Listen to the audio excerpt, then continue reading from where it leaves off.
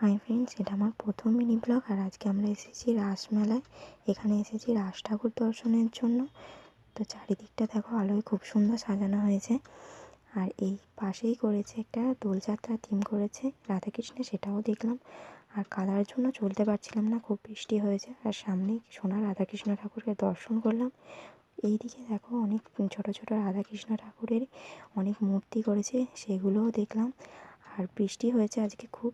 আর আলোয় বাড়িটা দারুণ সাজিয়েছে, খুব সুন্দর লাগছে। চারিদিকটা আলো, খুব ভালো লাগছে। আর এখান থেকে বেরিয়ে গেছিলাম, এখানে রাধাকৃষ্ণের মূর্তি দর্শন করলাম। তারপরে আমরা গেছিলাম মেলায় ঘুরতে। আর আমার বন্ধুরা এখানে কাপ প্লেটের দোকানে ঢুকেছে। আমিও টুকটাক কিছু দেখছিলাম, কিছু কেনার ইচ্ছে ছিল না, আর ওরা দেখছে বলেই ছিলাম। আর এখানে দেখো, ও নিয়ে দেখছে, আর বিনা জুসেই ও খেতে লেগে গেছে। তারপর ওর একটা ছোট বাচ্চা আছে, ও ওর